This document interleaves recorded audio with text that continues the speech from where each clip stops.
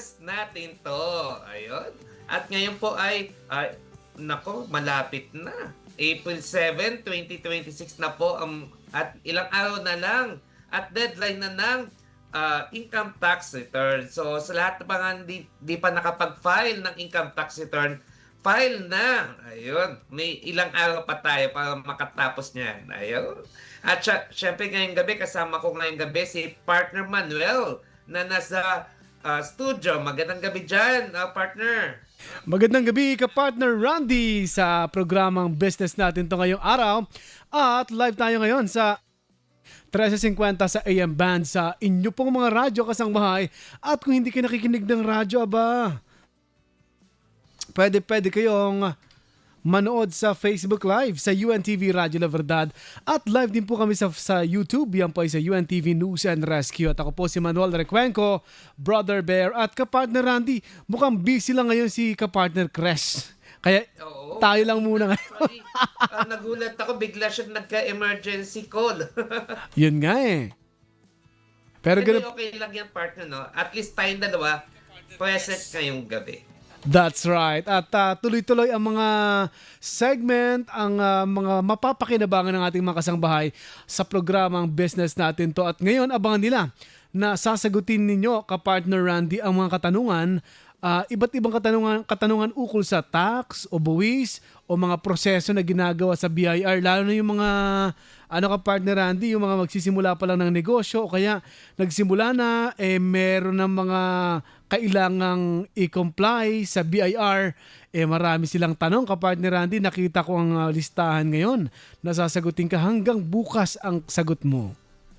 Tama ka dyan, partner, no? Napaka-busy natin ngayong mga nowadays dahil nga ito deadline ng April 15. So sa lahat mga nakikinig po ngayon, kung may katanungan po kayo tungkol sa pagpa-file ng income tax return ngayong April 15, pwede kayo tumawag sa 0997-824-9408. Ulitin ko po, 0997-824-9408. At pwede kayo ang tawag doon, mag-leave ng message sa ating fan page kung wala po kayong cellphone na available. Kung hindi nyo nakuha yung aking sinabi na cellphone number. Pwede kayo mag-leave sa business natin to on-air na fan page. That's right. Yan po ay sa Facebook. Manuel. Yes. Ka-partner Randy, alam ko, merong tax paalala. Dahil wala muna si ka-partner Cres, ay ikaw muna ang tax paalala. Tama ka dyan, partner, no? Ang tax paalala ngayong gabi ay ang sa April 8, 2026, partner, no? Ito po yung submission ng all transcript sheets of official registered books o yung tinatawag na ORB used by dealers, manufacturers, toll manufacturers, assemblers, importers of alcohol products, tobacco products, petroleum products, non-essential goods, sweetened beverage products, mineral products, and automobiles for the month of March 2026. At syempre po, i-submission ng monthly e-sales report for all taxpayer using CRMPOS and other similar business machines whose last digit of PIN number is even number for the month of March 2026. Sa April 10 naman, sa Friday, ito na. List of buyers of sugar together with a copy of certificate of advance payment of VAT made by each buyer appearing in the list of sugar cooperative for the month of March 2026. At syempre po, information return ng releases of refined sugar by the proprietor or operator of a sugar refinery or mill for the month of March 2016 po yan. At syempre po, submission ng monthly e-sales report for all taxpayers using POS, POS or other similar business machines whose last digit of 9-digit PIN is odd number naman. Kanina, even, ngayon, odd number for the month of 2026. At syempre po, e-filing and payment remittance, manual yan or online naman ng BIR Form 2,200M. Ito po yung excise tax return for the amount of excise tax collected from payment made to sellers of metallic minerals for the month of March 2026. Ayun, partner. At Yun. teka lang, kulang pa to. Oh, Sa April 10 din po, ay deadline din po ng ano yan, ng mga 1601C, CO619E, CO619F. So, yung mga nagpa-file po ng ano, yung mga compensation, yung mga expanded po, pwede na kayong mag-file as early as today. Ayun. So, yan po ang tax paalala for tonight. Yon, salamat sa tax paalala para sa ating mga taxpayer. Yan ang maganda sa programang ito dahil nakapagpapaalala tayo dahil actually nagpapaalala din ng BIR pero tutulungan natin ng BIR Kapartner Randy para mas mapalaganap ang kanilang mga paalala at dito po yan sa business natin to. Samantala, Kapartner Randy, alam ko meron ka ngayong ipapaliwanag na salita o mga salita na minsan uncommon sa mga taxpayer at isa ito sa aking inaabangan sa inyong taxionaryo, Kapartner Randy. Correct ka dyan, partner, no? Para sa taxionaryo naman ngayong gabi, ang pag-uusapan natin yung itemized deduction. Ano ba itong itemized deduction? Sinasabi sa batas, ito yung method ng yung pag-reduce ng taxable income sa listing and claiming actual business expenses. Katulad ng rent, utilities, and salaries. Ito, partner, hindi to fixed deduction. Kasi sa pag-compute ng ng income tax return, isa yan sa mga method na pwede nating gamitin yung itemized deduction. Ito yung yung magbibigay ka ng resibo sa accountant mo at gagawin niyang expenses. Yan po yung itemized deduction. Kapag sinabing optional standard deduction, ay wala tayong pag-uusapan na expenses naman. Kukumpitin ng accountant niyo po 40%, agad-agad yun. Wala na po tayong pag-uusapang expenses. Hindi na manghihingi yung accountant, yung bookkeeper nyo ng mga ng mga expenses. Sales lang ang hihingiin sa inyo diyan kapag optional standard deduction. Sa itemized deduction, lahat po na expenses na isasama po. Ayun. Syempre, valid po. Hindi ko sinabi lahat valid na business expenses po talaga. At may resibo po yan at nakapangalan po sa inyo at nakalagay po yung TIN number ninyo doon sa resibo at may address din po yan. So, yan po ang itemized deduction. Yan ang itemized deduction. Maliwanag yan. At pwede niyong balik-balikan po yan dahil yan naman po ay napopost namin sa social media, sa TikTok, YouTube, kung sakaling lumagpas itong live program na ito sa Facebook at sa YouTube natin. Samantala, Kapartner Randy, salamat sa iyong taxionaryo. Puntahan naman natin. Makibalita tayo. Ano ba nang nangyayari na ngayon sa mundo ng business? At alam ko, mukhang ang balitang ito, lahat dapat makaalam dahil tumataas talaga ang presyo ng gasolina. At alamin natin sa Biz News. Biz News. Sa ating business ngayong gabi, mas maraming oil firms nagtaas ng presyo, dagdag sa diesel, nasa double digits na. May ulat si Cecil Alabata Cruz. Patuloy ang pagtaas ng presyo ng langis sa bansa matapos magpatupad ng panibagong oil price hike ang ilang kumpanya ngayong Martes. Pinakamalaki ang tinaas sa diesel na umabot hanggang 19.80 pesos kada litro, habang nasa 4.90 pesos hanggang 5.90 pesos naman ang dagdag sa gasolina. Apektado rin ang kerosene. Ito na ang ikalimang sunod na linggo ng pagtaas na iniuugnay sa tensyon sa pagitan ng US at Iran. Dahil dito inaasahang tataas pa ang pasahe, presyo ng bilihin at gastos ng mga negosyo. At yan ang ating balita para sa business natin to. Cecil Alabata Cruz, Radyo La Verdad 1350, ang UNTV Radio. Maraming salamat, Cecil Alabata Cruz. Bad news, Kapartner Randy. Partner, pababa na. Ibabalita niya. Pataas pala. Kaya nga kagabi, ka-partner Randy, na pumultank na rin daw. Naghanap ako ng konting pila kasi dito sa Commonwealth or part ng Quezon City, mga haba ng pila kasi medyo mura daw dyan eh. Kaya lang sabi ko, abuti naman ako ng 10 p.m. dyan, 11. Doon na ako sa may part ng Rizal. Kaya ka-partner Randy, anong masasabi mo? Nakapag full tank ka na ba kahapon o hinabot ka ngayon? Ay, nakapag-full tank na ako nung linggo pa. Aba! Swerte mo, swerte. Pero ganun pa man, napaka-bad news nga kasi marami na mga tsuper o mga jeepney drivers ka partner Randy na naka-diesel, hindi na lumalabas ng iba. Lugi. Correct ka dyan, partner, no? Ang laking kabawasan sa kanilang mga kinikita ang pagtaas talaga ng diesel. Actually kaming tayo mga ang ginagamit ay gasolina, ramdam na ramdam Oo. natin. Mas lalo yung sa kanila kasi ito yung pinakapangunahing produkto na ito yung ginagamit nila sa pagmamasada nila. So napakalaking dagok talaga sa ating mga kasamahan natin sa transportation group. O kaya nga hirap din yung mga commuters kasi sila yung naghahatid.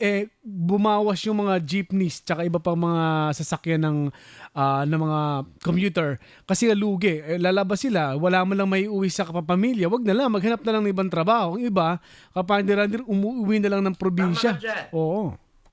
Actually, partner, no, kahit ako yung driver kasi naging driver din ako ng dati, way back 2000, naging driver din ako ng jeep. Ramdam ko ang hirap sa pamamasada. So ito pa, pagtaas ng diesel lalo pa, 'di ba? Na ang Actually pagtaas. dati, Yes. Go ahead, kumikita kapartner. ako dati ng kasama ko yung father ko dati, hindi ako nagkakamali. Kumikita ako ng 700 pesos per day. Wow. Dun sa pamamasada namin. Laking tuwa na namin, naka 700 kami, uwi na. But right now, mukhang balita ko, partner, it's only 250 pesos. Oo. Ano to, pagkain na lang? Wala ka lang pangbili ng ng iba pang gamit sa bahay, magbabayad ka, yung nagrerenta ng bahay, ng kuryente mo, tubig mo, may internet ka pa, may estudyante pa ka, partner Randy. Talagang hirap ang buhay. Yung iba umuwi ng probinsya, doon na magtatrabaho daw, magtatanim na lang sila. Correct ka dyan. Hindi mas ka na lang mag-tricycle ka na, yung tricycle, gasolina. Oo. Ganun pa man, tumataas din ang gasolina. Kaya talagang sumusunod din sa diesel, di ba? Kaya kung linggo-linggo, kapartner Randy, tataas yung gasolina at diesel, nako, talagang talo. Baka mag-work from home na. Mag-work from home na yung mga nag-opisina araw-araw. Baka naman makatulong sa mga companies na araw-araw yung pinapapasok kasi ang hirap talaga mag-commute sa mga araw-araw pumapasok sa trabaho. Actually, ako, partner, tinatamad na ako pumunta ng opisina dahil medyo malayo din ako yung office ko. Dito na lang ako minsan talaga sa bahay. Oo. Nag-work. Total, nagagawa naman kapartner Randy. Ang usapan nyo naman nasa internet, di ba? Sa client. Correct. At saka si ginagawa nyo, lahat nasa computer. At least nagagawa, may internet lang sa bahay. Correct. At nandito may computer ka. Basta may computer ka, may may printer ka, okay na yan. Opo. At saka may pagkain ka pang luto sa bahay ng inyong may bahay. Oo. Yun nga, nagtataba ka kapag nasa bahay ka. Oo. Kain ka ng kain. Tatabaan tayo niyan. Pero yan ang kagandahan din sa naka-work from home. Tipid dahil sa sobrang mahal na mga bilihin yung pamasahe. Ganun pa man ka-partner Randy, napakarami ditong tanong sa'yo. Marami silang problema sa tax at sa mga proseso sa BIR. Nakikita ko na medyo mahaba-haba ito pero sa mga gusto rin po magtanong tungkol sa tax, sa BIR, maaari po kayong mag-message sa aming Facebook page. Yan po ay sa UNTV Radyo La Verdad. At meron lang tayo ka-partner Randy paalala sa pagbabalik ay question and answer portion na tayo sa tax service. Dito pa rin yan sa Business Natin To.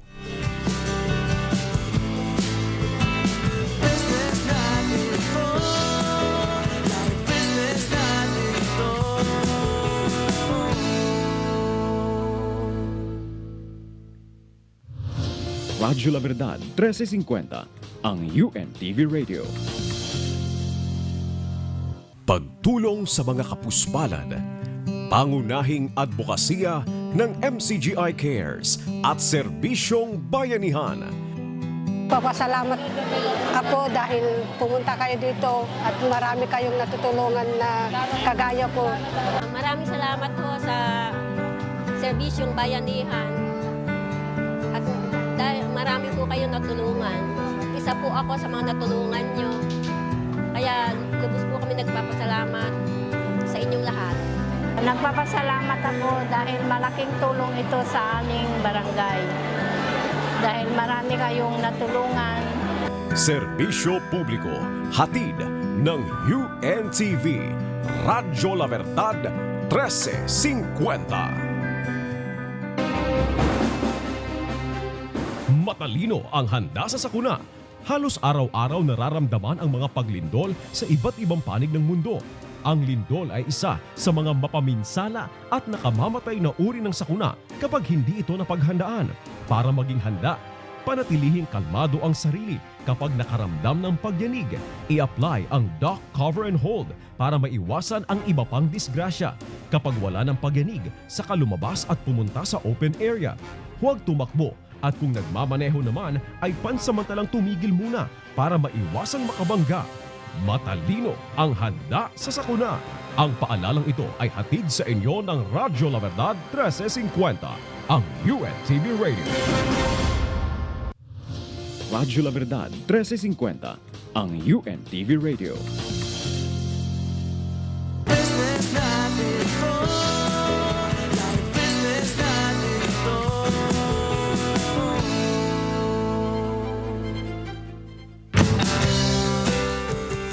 Natin to.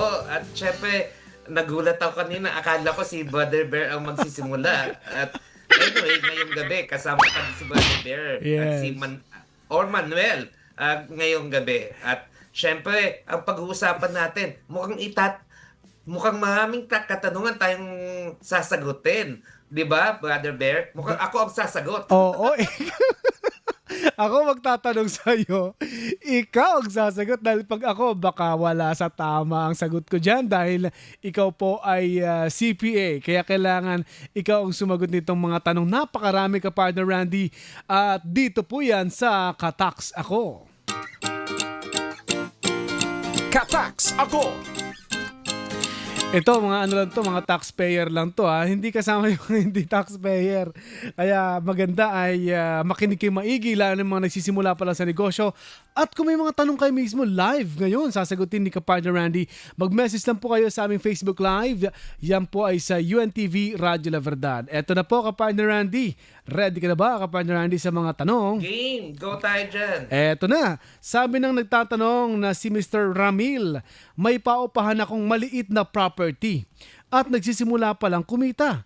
Kailangan ko na bang magparehistro sa BIR? Ayun.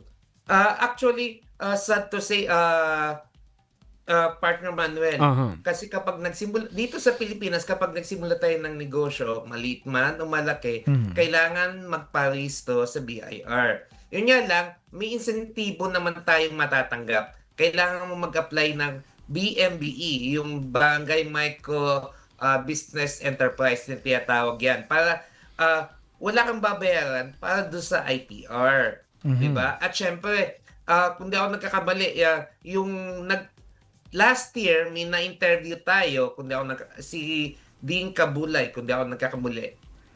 Sabi niya, mas mababa ang babayaran mo na buwis sa munisipyo kapag naka-BMBE ka. So, kung di ako nagkakamali, sabi niya, natatanda ko yung sinabi niya dati, piso lang ang babayaran na business tax. Wow!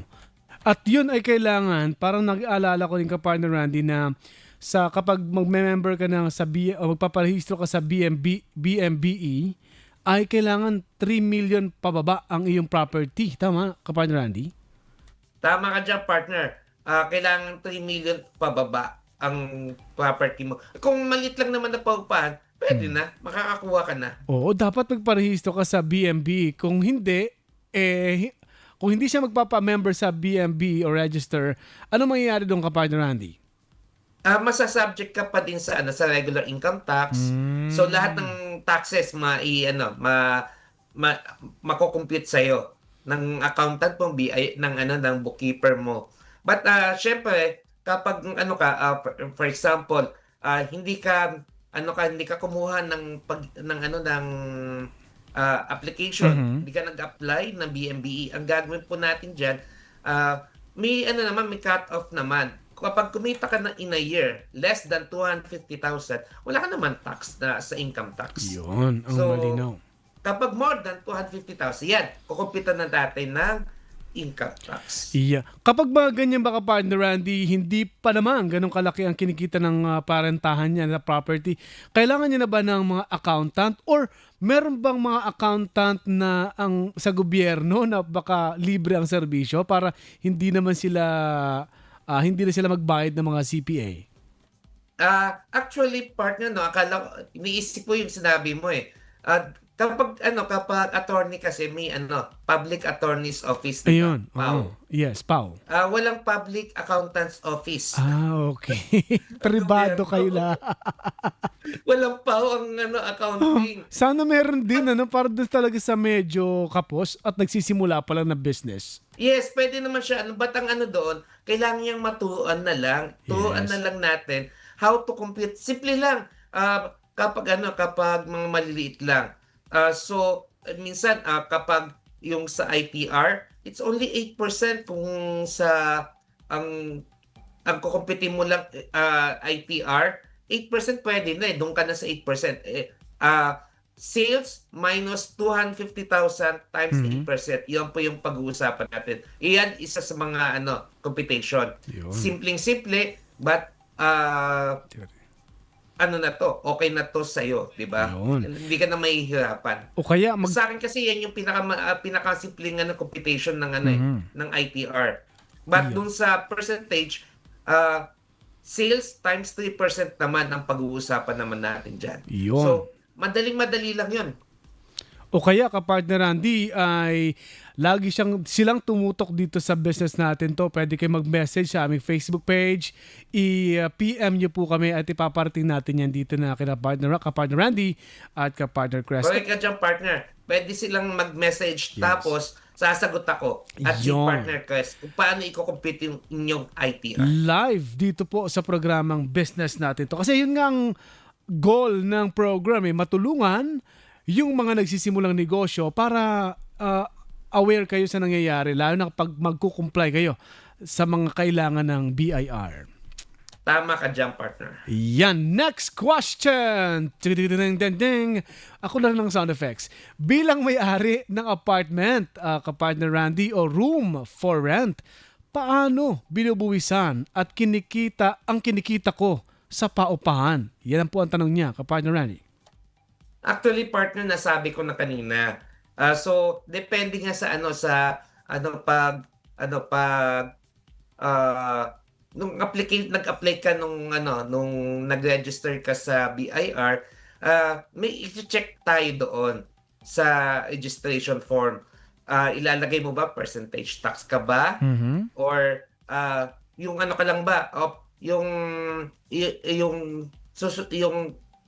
i-check mo ay ITR lang. Kung ITR lang, 8% lang, pwede ka na sa 8%, di ba?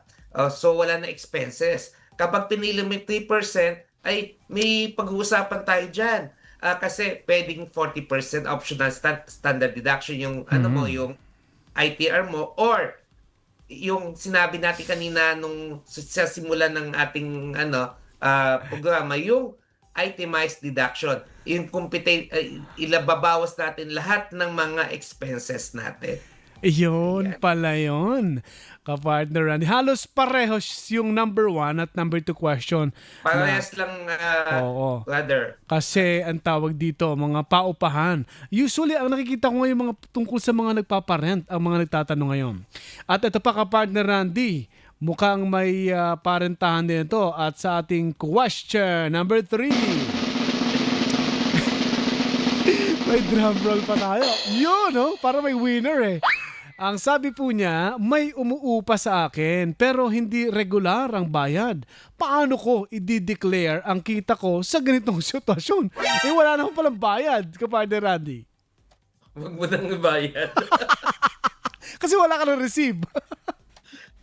Actually, partner, no, sabi sa batas dito sa Pilipinas, kapag kapag nagnegosyo ka, maliit man o malaki yan, kailangan mong i-declare yung yung income na yan. Kasi nga pwede kang ma-audit ni BIR. Ayun. But kung sobrang liit ka naman, hindi ka naman i-audit yan.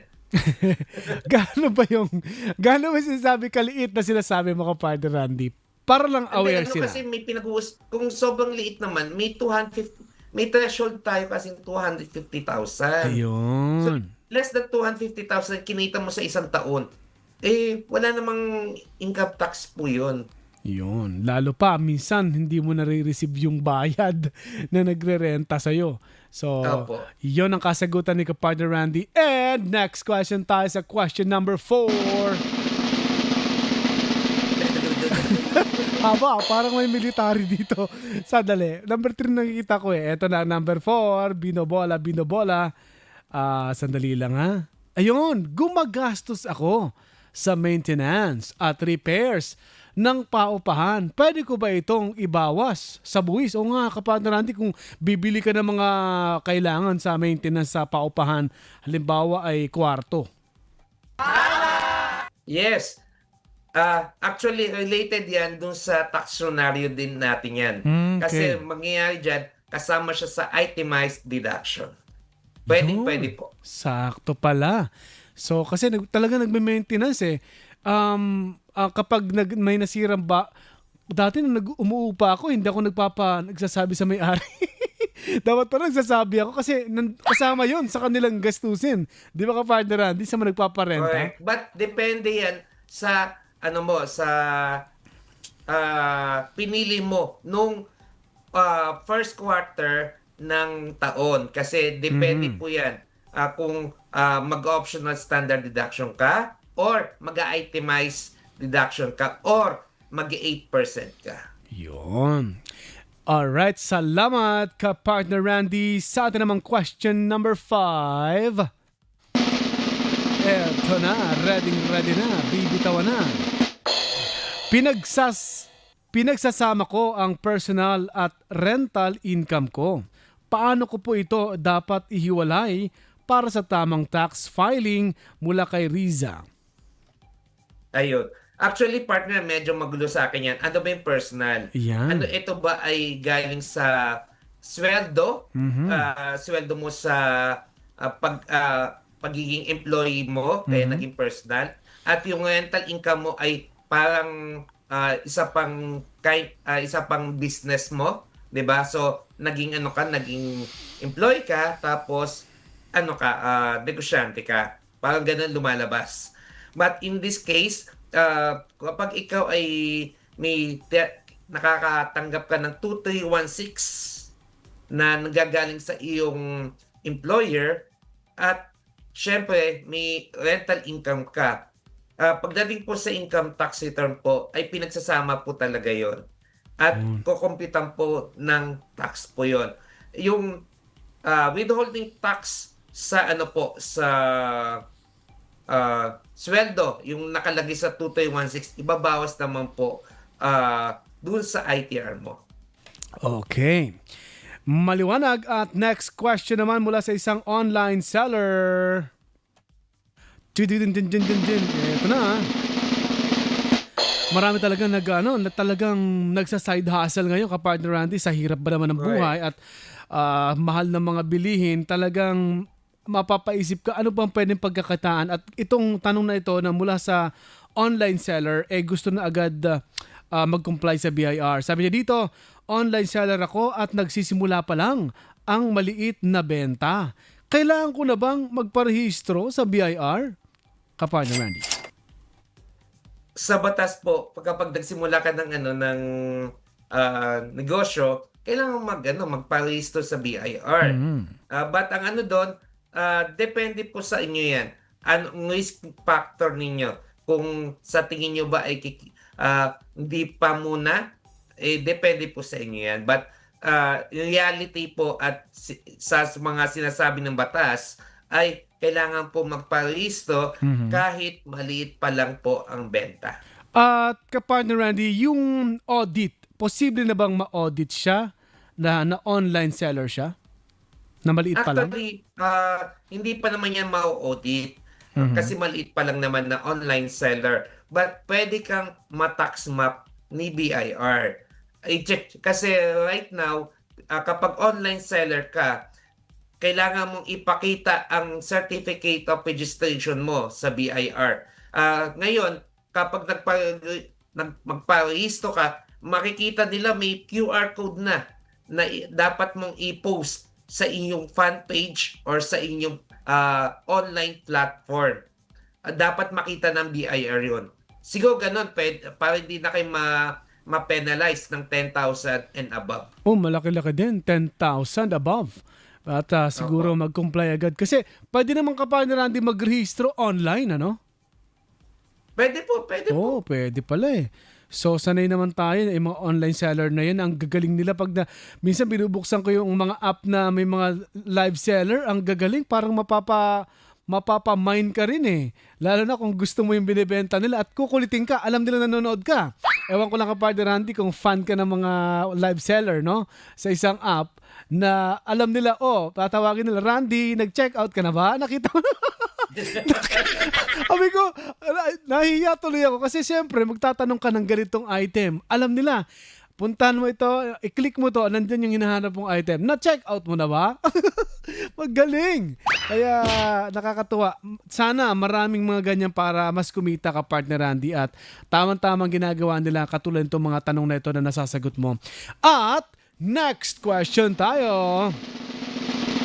Yun! Nagbebenta ako sa social media at walang physical store. Kailangan ko pa bang mag-issue ng resibo sa buyers? Yun. Actually, partner, yes. Kasi syempre, magpapadala ka ng isang bagay sa pinagbentahan mo. Kailangan mo mag-issue pa din ng resibo po. Mm-hmm. Or else, kapag BIR yung bumibili sa'yo, di nadali ka pa. Huli ka at mape-penalize ka pa. At dati nga kapartner Randy nabibili online, walang resibong binibigay eh. I mean, yun lang sa labas, may parang resibo na ata yun, pero sa loob meron pa. Sa bookstore lang nabibili, no? Yun nga. Sa bookstore na nabibili yung iba. Pero ngayon, nakikita ko, may dalawang klaseng resibo sila kapartner Randy. Yung sa labas, na didikit nila sa parcel at sa loob. Ano ang tawag doon? Resibo mo pareho yun or invoice iyon? Parang voucher, no? Oh, ang voucher. lumalabas. Oo. But yun, dapat may sales invoice na na nakapasok doon para legit ang inyong transaction. At malinaw dito, sabi ni kapartner Randy, ay magbigay ng resibo itong si online seller din. At next question tayo. Yun. Eto na. Dumarami na ang orders ko online. Aba, congratulations.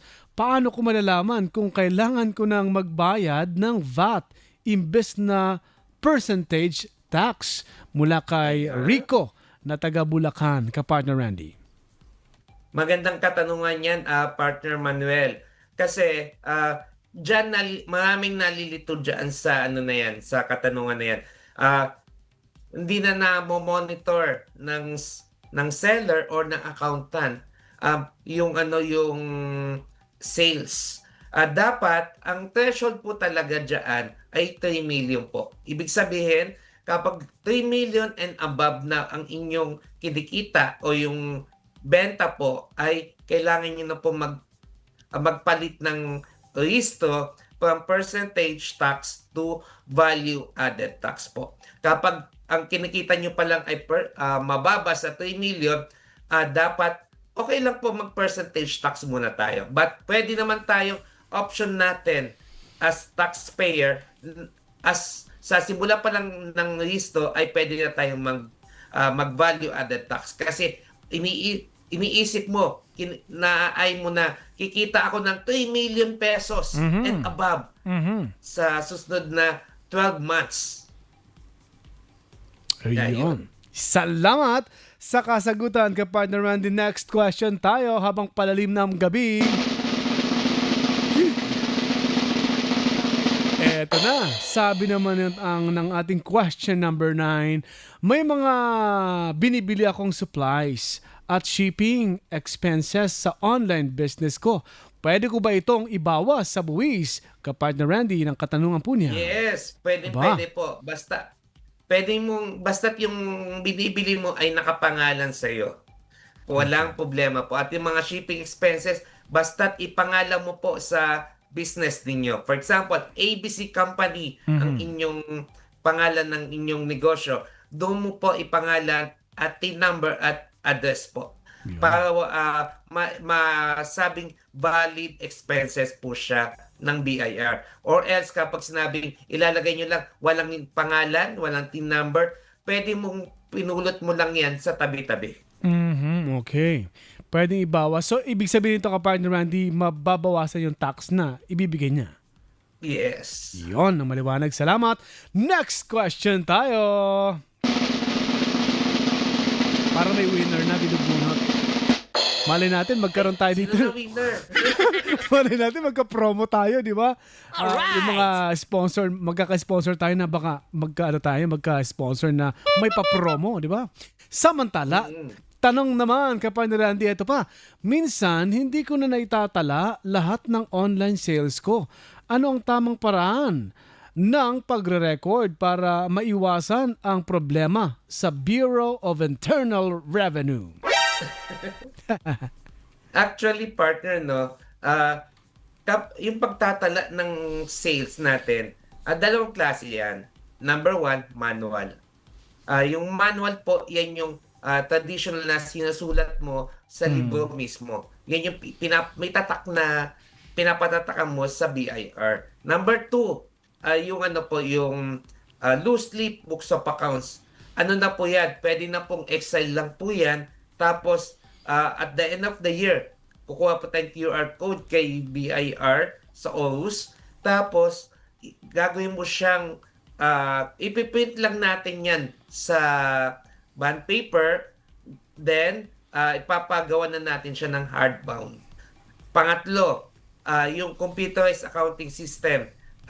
Yan po ay bibili ka na ng accounting system mo na medyo malaki na, magpapa-approve ka kay BIR. So more or less, partner, no, kapag manual ka, yan, mangyayari talaga yan. Yung mga nakakalimot, katulad ko, magtala ng mga sales natin. But kung mag-ano ka, online na. Ayan. Yung online, yung loose leaf, pwede na yan. Kasi medyo lang yan, account, parang Excel lang pwede na dyan eh. Pwede na yan. Hindi mo na makakalimutan magtala ng sales. Alright. Or, computerized accounting system, automatic na lahat. Yan, pwede na yan. Hindi mo na makakalimutan talaga. Okay. Salamat ka, partner Randy. At eto, isang food vlogger ang magtatanong. Kaya lang ayaw niya magpakilala. Baka mabisto agad. Hindi, biro lang. Pero ito ang kanyang katanungan, ka, partner Randy. Bitawan na natin. Kumita ako bilang food vlogger sa ads. Aba, ibig sabihin marami na siyang followers o kaya ay pinapanood na ng marami ang kanyang video. At brand deals. Aba, may mga brand deals pa siya. Paano Sana all. Sana all. Paano ito? Binubuwisan, partner Randy, ng vlogger na ito. Sa nagtanong po yan na food vlogger, kung ano po yung normal na negosyante ay ganun din po ang pagbubuwis doon sa kinikita mo online. Kasi, for example, ka lang din parang professional ka din katulad namin. Kumikita kami sa sa accounting, sa vlogs, kunwari. Malapit na yan. Kasama sa sales namin yan. Ayun. Ito ka, partner Randy, kasi marami ako nababalitaan na itatax na talaga, I don't know kung paano mangyayari, na required na yung mga may malalaking followers na mga vloggers talaga magbayad na sa BIR. At yung ibang mga vloggers na ang sabi nga ay nag-delete ng mga videos kasi pinagkakitaan na nila eh. Dinidelete ng iba.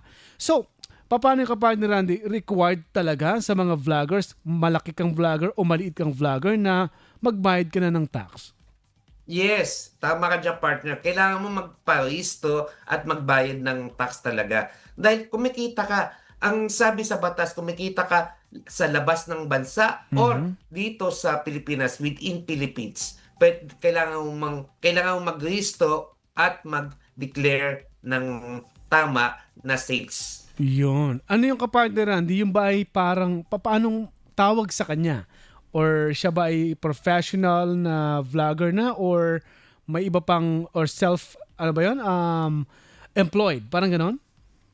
Parang self-employed pa din po, dadating po dyan. Pwede po yan.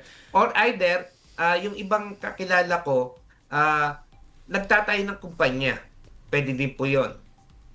Okay. So, paalala pa sa mga vlogger, no? Ito kahit maliit lang na kinita mo, kapartner Randy, halimbawa, nagsisimulang vlogger ka na, agad-agad ay kailangan magparehistro ka na at pwede bang ma-monitor siya ng BIR nun? Yes, kasi katulad ng YouTube. Oo. Si YouTube at si BIR, may may kontrata na sila way back 2022. Wow. So, nag-report ngayon si YouTube kay BIR. Nako, baka ma-audit kapartner Randy, yung mga Correct. vlogger na malalaki dyan. Oo. Kaya nga yung kliyente kong medyo kilala na sa internet, Opo. ay pinaristo ko na siya last year. Wow. Kasi sinasabi do sa basta ang sabi sa kanya sa isang article, kumikita daw siya ng 250 million. Wow. Yun ang yung net worth. Nagtawanan kami. Kailan ako kumita ng 250 million? Monthly daw. Ano daw a year daw. A year? 250 million. Oh. Ay, sabi niya, hindi ko kinita yan. May ibang source ata yung nagsulat. Fake news ata yung nagsulat kung sakali, no? Pwede siyang Oo nga. Pwede But siyang... ang doon, malaki, kahit fake news yun, partner Manuel, malaking impacts sa kanya. Oo. Di ba? Opo. At saka isa pa, baka i-audit siya. I-audit man, may papakita niya naman totoo talagang kinikita niya.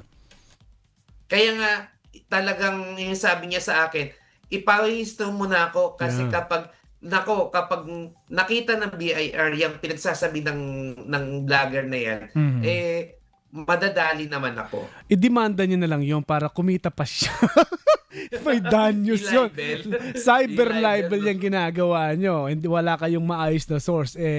Fake news pala yung pinagbabalitaan nyo. Pero yun kapartner Randy, inabot lang tayo ng oras pero nagpapasalamat na tayo sa mga hindi natin nabasa lahat ng mga tanong. Siguro i-reserve natin to sa next episode kung tayo ay magkakaroon ulit ng segment na Ka-Tax Ako.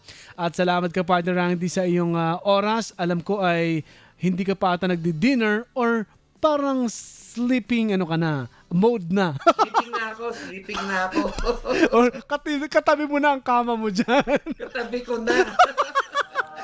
Sige. Nakabukas na yung aircon. Naku, sarap naman dyan. Tatanggalin mo na lang yung korbata, no? Ayan na, okay na. Tulog na. Yan ang kaganda sa work from home at nagagawa pa rin ang trabaho. Pero kapartner Randy, pasalamatan natin ang mga nakasama natin sa technical. Nandiyan si Ian Macalanda. Maraming salamat, Ian. At magkasama kang bago. May recruit ka, ha? Lagyan mo naman ang pangalan para mabati natin. Of course, and Cielo Cotalyon ng ating EP. Get well, Cielo, ha? At namimiss ka na namin ni kapartner Randy at kapartner Crash. At of course, ang ating station manager, sa ngalang ating station manager, si Miss Annie Rentoy. Mr. Ron Jr. nandyan. Kasama ni, bago na ba natin kasama dito? Aba, pag-aralan mo na to, marami kang pipindutin at iaangat na ganun. Dahil may Facebook Live din tayo at YouTube Live.